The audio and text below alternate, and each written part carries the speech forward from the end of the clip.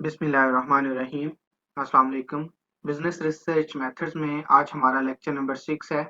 इस लेक्चर में हम देखेंगे कि किस तरह हम अपनी रिसर्च के लिए लिटरेचर को सर्च कर सकते हैं, उसके सोर्सेज क्या होते हैं या लिटरेचर होता क्या है, वो इसमें मैं थोड़ा बहुत इंट्रोडक्शन आपको बताऊंगा और देखेंगे कि किस तरह हम कोई भी रिसर्च पेपर या थीसिस को सर्च कर सकते हैं। सबसे पहले है कि लिटरेचर रिव्यू होता क्या है। It is a process of extraction of suitable information from previous researches for your research. आपको अपनी रिसर्च के लिए कोई आप प्रीवियस रिसर्चेस से जो सूटेबल इंफॉर्मेशन आप लेते हैं उस प्रोसेस को आप क्या कहते हैं, लिटरेचर रिव्यू। इसके फंक्शंस क्या हैं लिटरेचर रिव्यू के, ये हमें क्या प्रोवाइड क्या करता है, हेल्प क्या करता है। Bring clarity and focus to your research problem। सबसे पहले आप का आपके माइंड में जो रिसर्च टॉपिक होता है या रिसर्च प्रॉब्लम होती है, आप क्या करते हैं उसके बारे में अगर स्टडी करते हैं तो मजीद आपको क्लैरिटी आती जाती है। वो स्टडी क्या करेंगे आप, जो प्रीवियस रिसर्चेस हो चुकी होती हैं उस टॉपिक के ऊपर, अगर आप उनको स्टडी करेंगे तो वो आपके आपके टॉपिक के लिए मजीद आपको क्लैरिटी होती जाएगी। सेकंड नंबर पे इम्प्रूव योर रिसर्च मेथोडोलॉजी। आपने जब अपनी रिसर्च करनी है तो उसमें कोई ना कोई मेथोडोलॉजी भी यूज करेंगे। तो प्रीवियस रिसर्च से या लिटरेचर से आपको अगर लिटरेचर आपको अगर लिटरेचर को आप रिव्यू कर रहे हैं तो उससे आपको ये भी पता चल जाएगा कि मैं इसमें मेथोडोलॉजी कौन सी यूज कर लूँ। उसके बाद आप broaden your knowledge base in your research area. आपका जो रिसर्च एरिया है उसके बारे में जैसे कि पहले बताया, पहले फंक्शन में क्या था कि रिसर्च टॉपिक के बारे में या रिसर्च प्रॉब्लम के बारे में क्लैरिटी देता है। तो जो आपका रिसर्च एरिया होता है उसमें आपका ये नॉलेज भी इंक्रीज करता है। जैसे जैसे आप लिटरेचर रिव्यू करते जाएंगे आपका जहन खुलता जाएगा अपने टॉपिक की तरफ। नेक्स्ट है कंटेक्चुलाइज योर फाइंडिंग्स। इसमें ये है कि आप अपने रिजल्ट्स किस तरह फाइंड करेंगे, कौन सा मेथड यूज करेंगे, वो भी आपको किससे पता चल सकता है, लिटरेचर रिव्यू करके। लिटरेचर आपके पास क्या है, जो प्रीवियस इंफॉर्मेशन है, प्रीवियस आपके पास डॉक्यूमेंट्स हैं, कोई डॉक्यूमेंट्स की फॉर्म में पड़ा हुआ है, कोई बुक्स की फॉर्म में पड़ा हुआ है, जो भी आपके पास प्रीवियस नॉलेज है वो अगर आप उसको स्टडी करते हैं वो आपके पास रिव्यू में आ जाएगा। लिटरेचर रिव्यू उसको नाम दे देंगे हम। उसके बाद सोर्सेज क्या है लिटरेचर के, आप किधर किधर से ये लिटरेचर हासिल कर सकते हैं। तो सबसे पहला जो पुराना हमारे पास मेथड था वो क्या था, बुक्स था। अब तो बुक्स को कम ही देखा जाता है, अगर कोई शॉर्ट फॉर्म में है तो उनमें से इंफॉर्मेशन ले ली जाती है। वैसे अगर आपकी लाइब्रेरी में कोई बुक्स पड़ी हुई हैं उनको आजकल कम ही लोग स्टडी करते हैं, ज़्यादातर इंटरनेट का यूज़ ही हो रहा है। जर्नल्स हैं, जर्नल्स के अंदर जो हमारी रिसर्च की पब्लिकेशंस होती हैं, थीसिस हो या रिसर्च पेपर्स हो या आर्टिकल्स हों, आप उनको यूज़ करके आप रिव्यू करके अपनी स्टडी में यूज़ कर सकते हैं। उसके बाद जो आजकल ज़्यादा यूज़ हो रहा है वो क्या है, इंटरनेट। जो आपको अगर बुक्स चाहिए वो भी इंटरनेट पे अवेलेबल हैं। आपको अगर कोई जर्नल्स के रिसर्च पेपर्स चाहिए वो भी आपके पास इंटरनेट पे ही मौजूद हैं। तो हम उसे इंटरनेट को यूज़ करके देखते हैं, कोई एक टॉपिक सर्च करके कि किस तरह हम उसके रिसर्च पेपर या थीसिस हम फाइंड कर सकते हैं। सबसे पहले आप क्या करें, अपने पास कोई भी ब्राउज़र में, किसी भी ब्राउज़र में गूगल ओपन कर लें। आप फिर अपने कोई भी टॉपिक का नाम लिखें, जैसे कि मैं लिख लेता हूँ relationship between unemployment unemployment and inflation. Inflation भी आ सकता है आपके पास, इकोनॉमिक ग्रोथ भी आ सकता है। ये आपके पास अगर मैं इनको ओपन करूँ तो ये हो सकता है कोई ना कोई रिसर्च पेपर या थीसिस ही निकले। ये आपके पास है, आपके रिसर्च पेपर या सॉरी रिसर्च टॉपिक या रिसर्च प्रॉब्लम भी आप इनमें से सिलेक्ट कर सकते हैं। तो मैं ये सिलेक्ट कर लेता हूँ relationship between unemployment and crime. सबसे पहले पहला जो मेरे पास लिंक मुझे नज़र आ रहा है ये गूगल स्कॉलर का लिंक है। गूगल स्कॉलर का मैं बाद में बताता हूँ। पहले हम क्योंकि गूगल के ऊपर में किया है तो ये पहले इसमें से देख लेते हैं हमारे पास डिफरेंट पेपर्स आए हैं या नहीं। सबसे पहले ये ऊपर वाला the relationship between crime and unemployment, एक ये पेपर हो गया या थीसिस, ये ओपन करके पता चलेगा। उसके बाद analyse the relationship between unemployment and crime, the relationship between job displacement and crime. इस तरह के आपके पास ये आपके टॉपिक से रिलेटेड ही होंगे। तो सबसे जो पहला था मैं इसको ओपन कर लेता हूँ न्यू टैब में। तो ये मेरे पास एक रिसर्च पेपर निकल आया।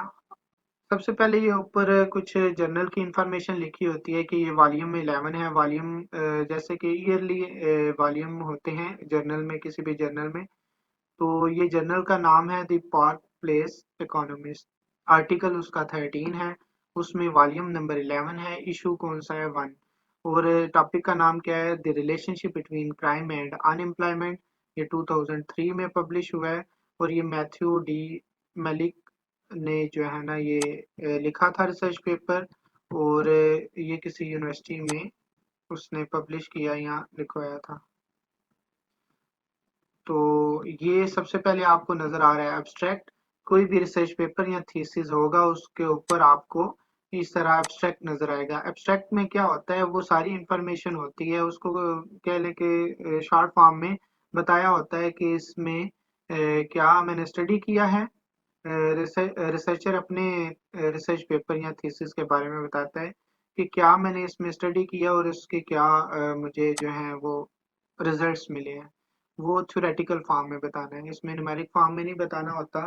थ्योरेटिकल थ्योरी की फॉर्म में आप इसमें बता देते हैं कोई भी एक पैराग्राफ लिख के।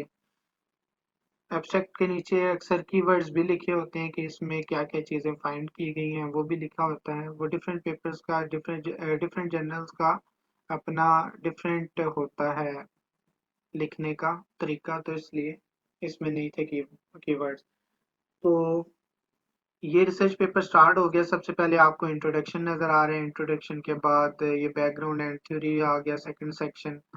उसके बाद ये थर्ड एम्पिरिकल डाटा, इसमें डाटा क्या यूज किया गया हुआ है, उसमें से क्या फाइंडिंग्स आई, मॉडल्स कौन से यूज किए, ये आ गया। और ये हम जब लिटरेचर रिव्यू करेंगे नेक्स्ट लेक्चर में देखेंगे किस तरह इसका हमने लिटरेचर का रिव्यू लिखना है, शॉर्ट फॉर्म कैसे लिखनी है, वो मैं नेक्स्ट लेक्चर में आपको बताऊंगा। तो इसमें हम क्योंकि सिर्फ इस पे फोकस कर रहे हैं कि कैसे हमने लिटरेचर को सर्च करना है, तो ये एंड पे कंक्लूजन एंड इम्प्लीकेशन आ गए और एंड पे रेफरेंस आ गए। तो ये हमारे पास एक रिसर्च पेपर था, relationship between unemployment and crime.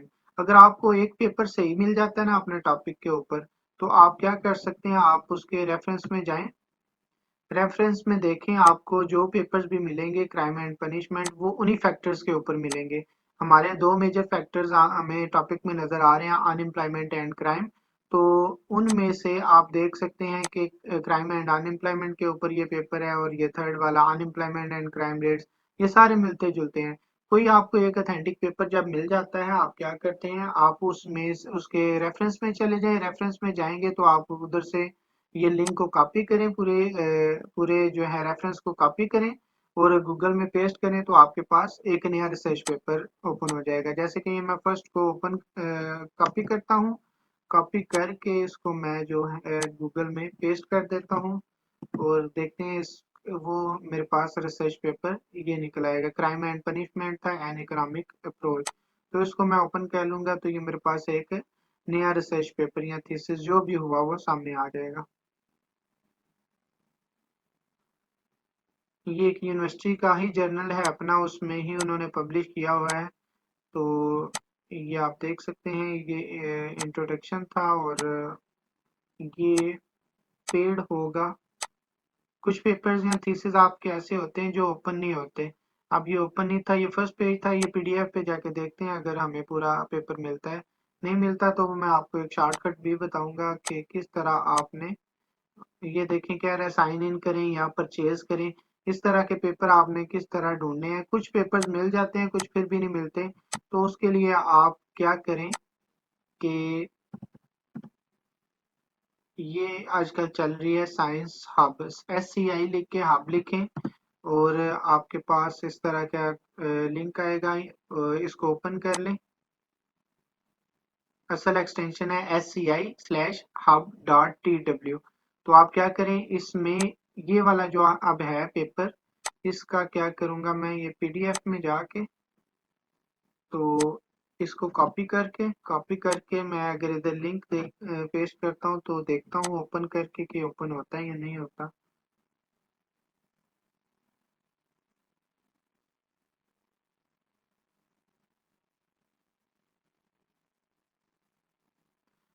तो ये देखें उधर जो हमारे पास वो कह रहा था कि $10 दें इस वेबसाइट से sci/huf.tw।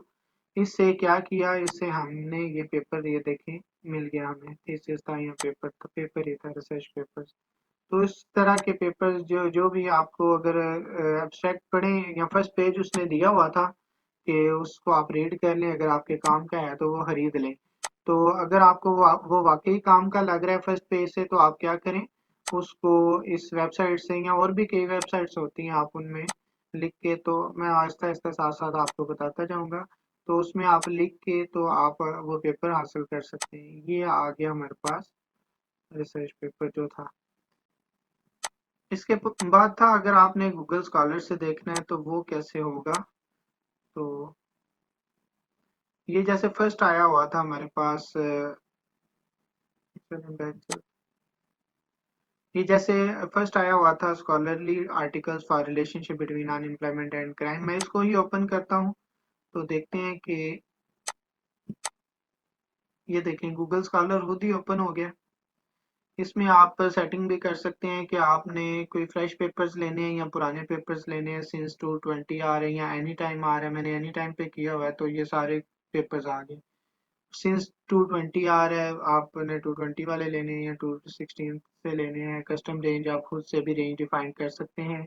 और उसके बाद ये इंक्लूड साइटेशंस और पेटेंट्स भी है। सॉर्ट बाय डेट, डेट से भी आप ये इसको कर सकते हैं कि आपने ये टॉपिक से रेलेवेंट लेने हैं या डेट के अकॉर्डिंग इसको सर्चिंग में जो ऊपर सबसे टॉप पे आए वो डेट के अकॉर्डिंग आए या रेलेवेंस के हिसाब से आए।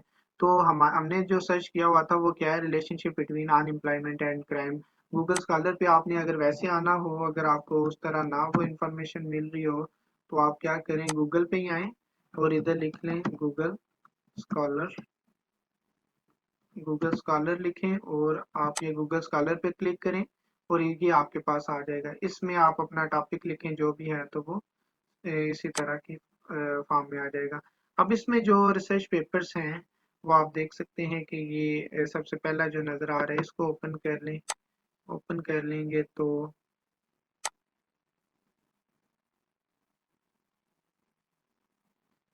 ये एक जर्नल ओपन हो गया है। ये जर्नल है, जर्नल की इंफॉर्मेशन भी आपको बता दूं कि journal of research in crime and delinquency, ये आपके पास जर्नल था। इसका इम्पैक्ट फैक्टर भी ये इसको मैं डिटेल से बताऊंगा। 3.273 है इसका इम्पैक्ट फैक्टर। और ये जर्नल की सेटिंग है अपनी। और इसमें ये था, ये भी पेड नज़र आ रहा है आपको, इसको भी आप साइंस हिसाब से ये किसी वेबसाइट से वो ले सकते हैं। नहीं तो आप परचेज कर लें इसको। इधर से $37.5 का है ये, इसको परचेज भी कर सकते हैं।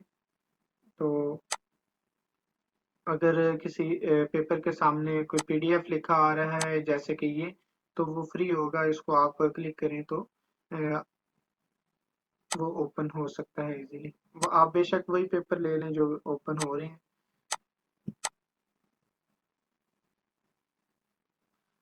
इसके अलावा इसमें है, आप देख सकते हैं ये नीचे जो है ये सेव का ऑप्शन है, अगर आपने बाद में पढ़ना हो। और ये साइट का ऑप्शन है, ये रेफरेंस के लिए इम्पोर्टेंट होता है। अगर आपने अपनी स्टडी के अंदर ये वाला पेपर रिव्यू करके लिख लिया है, उसमें आपने रेफरेंस देना है, तो रेफरेंस गूगल स्कॉलर पे आप इजीली रेफरेंस दे सकते हैं। वो कैसे, आप इधर क्लिक करें, ये जो डबल कामा बना हुआ था क्लिक किया तो ये जो है रेफरेंस आ गए सारे। एमएलए स्टाइल है, एपीए स्टाइल है, शिकागो स्टाइल है, हार्वर्ड स्टाइल है और वैंकूवर स्टाइल है। ये हार्वर्ड और शिकागो और वैंकूवर यूनिवर्सिटीज हैं। ये आपके पास उनके उन्होंने अपने फॉर्मेट दिए हुए हैं। हमें ज्यादातर हम जो यूज करते हैं वो एपीए स्टाइल यूज करते हैं। एपीए स्टाइल ये आप इधर से कॉपी करें, जस्ट कॉपी करके आप क्या करें, अपना जो भी डॉक्यूमेंट है उसमें उसमें ये पेस्ट कर सकते हैं। अगर आपने गूगल स्कॉलर से नहीं लिया हुआ फिर भी आपने एपीए स्टाइल से ही रेफरेंस लेना है, तो फिर आप ये देख सकते हैं इसमें कितने पर्सन थे जिन्होंने ये लिखा हुआ था। हेल था और ये सबाग था, ये दो पर्सन थे। उन्होंने ये उनका नाम हो गया। ये फर्स्ट नेम जो भी है वो सी आ जाएगा, वो फर्स्ट लेटर आता है उसका। सेकंड नेम जो होता है सर नेम, वो आपका फुल आता है। जैसा कि आपका नाम अगर मोहम्मद अली है तो आप क्या करेंगे, आपका ये एम इधर आ जाएगा, और फर्स्ट नेम क्योंकि मोहम्मद है तो आपका एम आ जाएगा, और दूसरा अली है तो आपके पास इधर अली आ जाएगा। एंड सेकंड नेम आ जाएगा, ये सेकंड नेम लिख लेंगे, थर्ड हुआ तो थर्ड भी आ जाएगा, एंड इधर नहीं आएगा, इधर कामा आएगा सेकंड, फिर थर्ड, थर्ड से पहले एंड आ जाएगा। किस ईयर में लिखा गया, ये इस ईयर में लिखा गया, ये एपीए स्टाइल है आपके पास। और टॉपिक का नाम क्या था, ये सारा आपके पास टॉपिक का नाम आ गया इधर तक, ये सारा टॉपिक का नेम आ गया। उसके बाद आप क्या करेंगे, जर्नल का नेम था जो वो इटैलिक में लिखेंगे, journal of research in crime and delinquency, ये जो है ये आप देख सकते हैं ये इटैलिक में लिखा हुआ है। और फिर कामा डाल के ये 28 4 और 400 टू 417, ये क्या है, ये आपके पास वॉल्यूम नंबर है, ये उसमें इशू नंबर है, और ये आपके पास क्या है, पेज नंबर है। एक वॉल्यूम में आपके पास जो होता है, एक वॉल्यूम पूरी होती है, जिल्द बनी होती है, पूरी कह लें कि बुक होती है, बुकलेट होती है, उसमें डिफरेंट रिसर्च पेपर्स होते हैं। तो जैसे कि ये 4 नंबर है, तो ये आपके पास कह लें कि 28 वॉल्यूम का नंबर था, और 4 उसमें आर्टिकल्स थे या रिसर्च पेपर्स थे, ये चौथे नंबर पे था। और उसका पेज नंबर क्या बन रहा है, 400 टू 417। उससे पहले थीसिस हैं या आर्टिकल्स हैं या जो भी हैं, वो आपके वो होंगे। और 400 टू 417 पेज नंबर के ऊपर ये होगा, ये आपने, ये एपीए स्टाइल है, इस तरह आपने लिख लेना है। नेक्स्ट जो आपको असाइनमेंट दूंगा उसमें भी आपने जो रेफरेंस देने हैं वो अपने एपीए स्टाइल में ही देने हैं। तो नेक्स्ट मजीद हम इसके ऊपर सर्चिंग करेंगे, और भी वेबसाइट्स हैं हमारे पास, उनको यूज़ करके रिसर्च पेपर्स हम जो है वो फाइंड करेंगे। तो तब तक के लिए अपना ख्याल रखिएगा। अल्लाह हाफ़िज़।